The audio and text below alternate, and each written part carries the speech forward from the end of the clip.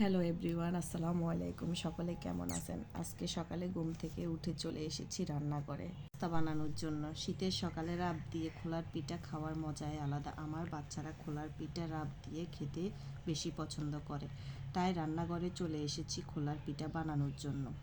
একটা কথা না বললেই নয়, সেই ছোটোবেলা থেকে বাবা মায়ের আদরে বড় হওয়া সন্তানগুলো কেন জানি শ্বশুরবাড়িতে গেলে পর হয়ে যায়। এত আদর যত্ন করে বড় করে কেমনে যে পারে অন্যের হাতে তুলে দিতে।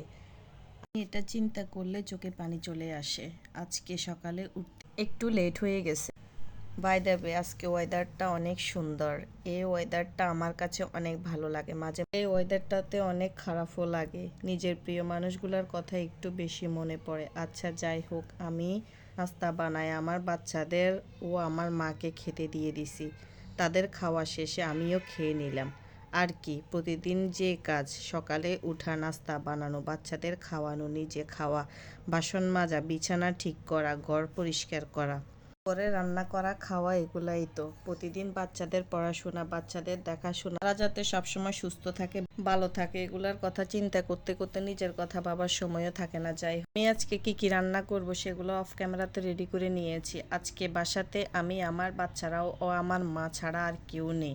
আর কি, আমি এখন রান্না বান্না করব। প্রতিদিন রান্না করা, খাওয়া দাওয়া, এগুলা আর ভাল লাগে না। যাই হোক, রান্না বান্না তো করতেই হবে। যতই বলি রান্না করব না, খাবো না, এটা কিন্তু বলে থাকা যায় না। তাই লাগে। আজকে কিন্তু সিমসাম রান্না করব, বেশি ঝামেলা করব না।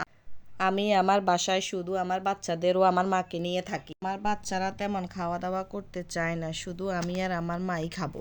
আজকে আমি রান্না করব লাউয়ের খোসা দিয়ে চিংড়ি মাছ ভাজি আর রুই মাছ দিয়ে সসিন্দা রান্না করব। লাউয়ের খোসা দিয়ে চিংড়ি মাছ ভাজি, এটা আমার বাসার সবাই অনেক বেশি পছন্দ করে। আমারও অনেক ভালো লাগে। প্রায় সময় আমার বাসায় এটা করা হয়। আজকে যেহেতু উঠতে দেরি হয়ে গেছে, তার জন্য একটু বেশি কষ্ট হয়ে যাচ্ছে। তাই বলতে বলতে 1:30টার মতো বেজে গেছে। যাই হোক, রান্না বান্না শেষ, আর কিছু বলার নাই। আজকের মতো ব্লগটা এখানেই শেষ করছি। সবাই ভালো থাকবেন, সুস্থ থাকবেন। আল্লাহ হাফেজ।